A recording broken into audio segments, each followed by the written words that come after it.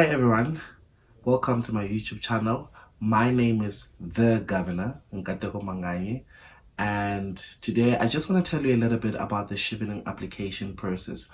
I've decided to start this application series in order to help individuals who have been inboxing me in my social media and also on LinkedIn asking for tips on how to successfully complete their Chevening application. Everything that I'm going to say in this video and the videos that are to come um, is my opinion of how I found the process to be. And I believe that if you're considering applying, it should help you in one way or the other. So the very first important thing I think you need to do if you want to apply for Chevening scholarship or any other scholarship, whether it's in your country or in your continent or globally, I think is to first have a reflection exercise for yourself.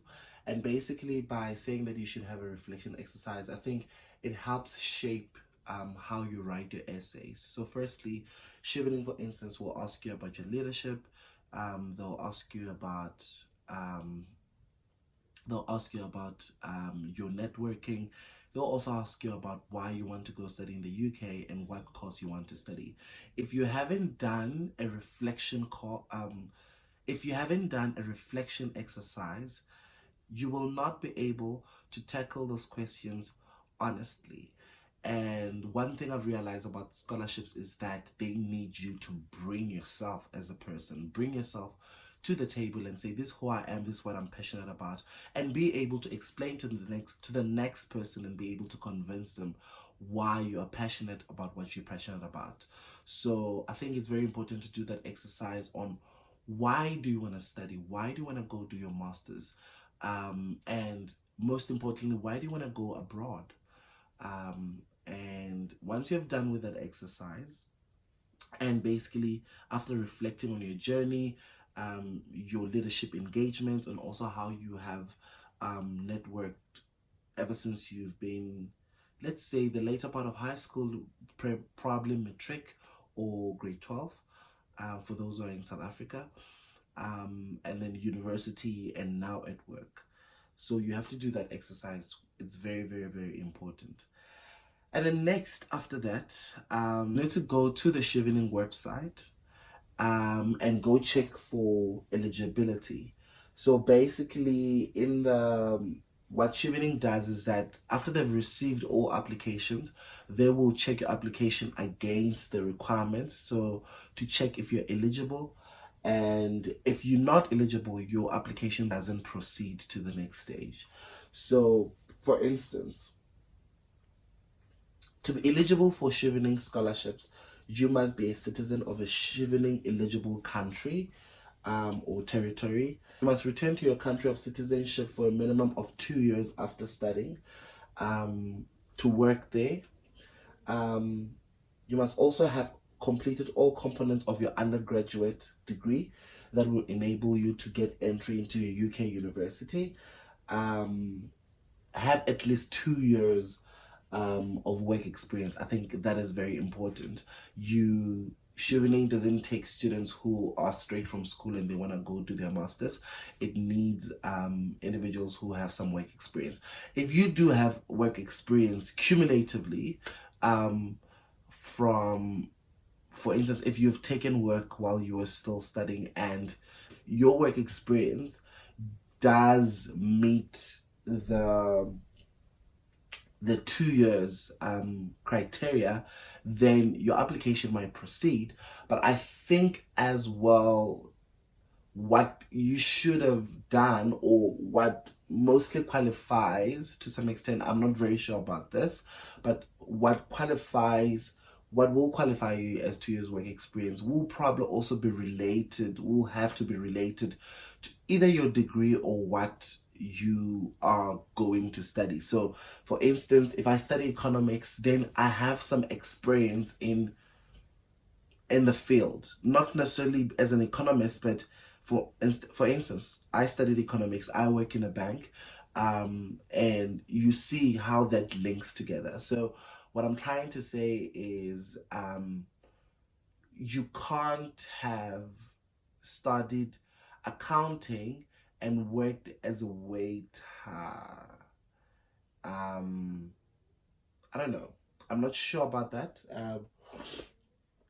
It's not very clear from the website, but I've always been of the view that whatever work experience you have should be somehow linked or related to what you are planning on studying or what you have studied previously, because obviously your master's program might be something different. And then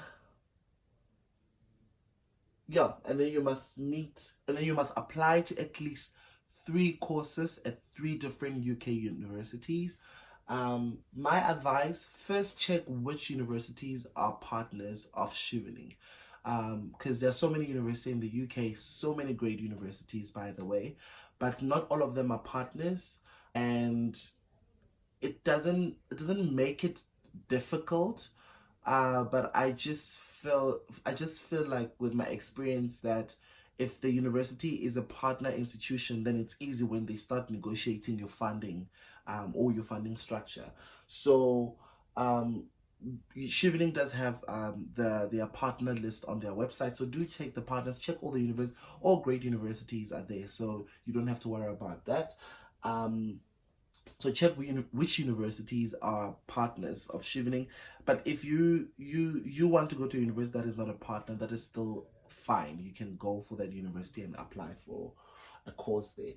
And another important thing when choosing your course: really, really, really think hard about why you want to study that particular course, because they will ask you and you will have to explain. And I've realized that uh, so many of us could easily say, I want to go study an MSc in economics, but your reasons of why you want to go study economics are very, like, they're very generalistic.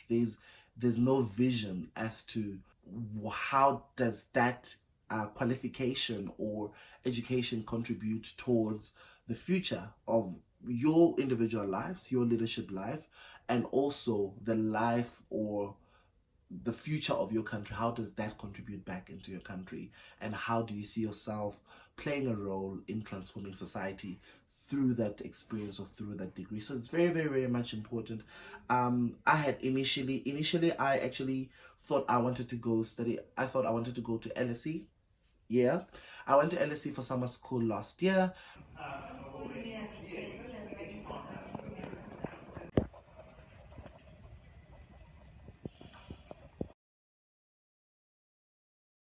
I'm thirsty. Drink this one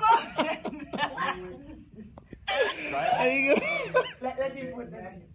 And the reason why I went there was because I wanted to experience studying in the UK. I also wanted to experience the country and make a decision if that's something that I wanted to do.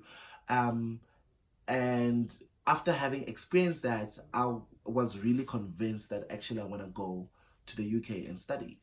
But then, having went to summer school and studied a money and banking course, I think when I came back, I realized that I actually wanted to go further and dive deep into monetary economics. In varsity, I was not really much interested in micro, and I will also say I wasn't really good, maybe because I didn't like it. So the study of fiscal policy and all of those things, I wasn't really interested in that. I've always been interested in macro, and I always did well in that. And when applying, initially I said I want to go to LSE and do an MSc in economics. I further realized going through the application, unfortunately for me, I had already applied, and this is a mistake that I don't want you to do. I had already like started with my application for LSE, but this was for economics. But then I later realized that actually I don't have enough time. 12 months is not enough for me to dive deep into what I'm really interested in, because economics is so broad. There are so many aspects to it. And if I'm going to study an economics degree at this level that will give me just a little bit of everything, it's not going to really benefit me. So I decided that, okay, I think I should go for a specialization because I'm very confident on what I want to specialize in and I know why I need to specialize in it. So I changed and then I applied to the University of Nottingham for an MSc Economics of Monetary and Financial Policy. Basically, this deals with regulation and policy around central banking, and that's what I am really interested in. I know I'm the governor, but I'm not really planning on becoming the governor. We don't know what happens in the future, but I really am interested in policy making and also want to kind of like see how that fits into financial institutions going into the future. So yeah, choose your universities wisely, choose the course that you want to do wisely. You won't necessarily have an opportunity to alter those choices without the permission of your Chevening secretariat. Um, or your Chevening officer or the panel that will interview you. But for me, is that you don't want to go through that. So just make a decision now and stick to it, right? And also, another important thing, don't make choices, university choices, based on what prestige. Um, don't. Most UK institutions are very prestigious. They are very good institutions, and the staff, the lecturers, the departments are really recognized in the world. And I think for me, when I chose that specialization, LSE couldn't offer it. And someone would say LSE is more prestigious. Yeah, but I mean, if I really want to make the most out of what I want to do, then I need to make sure that the institution that I go to will give me just that. It will give me so much more than just prestige. And some people say that it works differently. You can go to a school that is prestigious and that can open doors for you. But for me, I'm of a different view. Looking at how the world is changing, I think people need to work with someone who really knows something and really knows it well. So you want to go to an institution that will help you master your craft, right? So I chose to go to Nottingham because it was one institution that provided that course, and it's also well recognized. It's in the top 100 globally, so that is still good for me. So please don't really choose institutions based on prestige. One, not just because of getting the most out of the course, but secondly, most people are also going to those institutions, and if you get rejection for all three institutions and you only chose based on prestige and you couldn't even motivate in your write-up for those institutions why you wanted to study that course and they don't take you, then it becomes a problem, because if Chevening gives you the scholarship and you don't have university admission, then you lose the scholarship. So make sure that you choose an institution that offers you great course, and the content of the course and the departments are very good, and it can help you achieve what you want to achieve in the future. I know that SOAS is very good in development economics.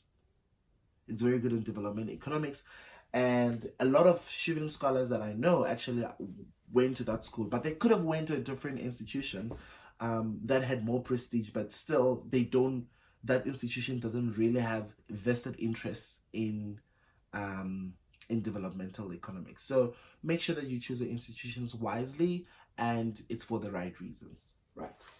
And obviously they give you a guide that typically you will get accepted at a UK institution if you have a upper second class, which is 2.1 honors degree, and that's usually like a 70 for people who are in South Africa. Yeah. That is my first advice or first episode on the application process. I wish you all the best, but I also know that with me going for this opportunity, I had started preparing way before time.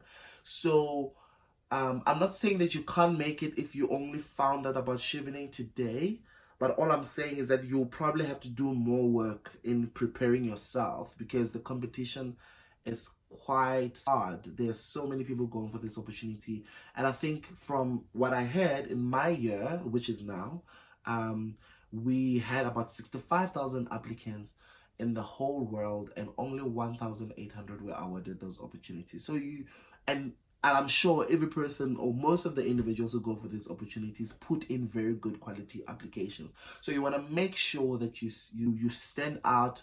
Your application really does appeal to Chevening. So yeah, guys, I don't have much to say. I will put on another video on Monday next week, and I will start talking about the essays. But today it was just to give you background of what you should do if you're considering applying or going for this opportunity. I wish you all the best. Do follow me on all social media platforms. My handles are on the screen. On Facebook, I've reached the maximum number of friends, but do follow me on the other platforms. And if you have other personal questions that you think I need to address in these videos, comment down below. Make sure that you subscribe and share this video with some of your friends. Don't hoard opportunities. Everyone should be given a fair chance to actually go for these. So do share this information with someone who's looking at applying. Do share this information with someone who's looking at going to study abroad. I'm so excited to be leaving for the UK in September. I've been waiting for this opportunity for so long, and finally it's here. And I'm really, really, really thrilled that I could be one of the recipients for the 2019-2020 class. All the best. Let's chat, let's engage, and make sure that you prepare a very good application. And I know you can make it. I did, so I believe in you. Sure.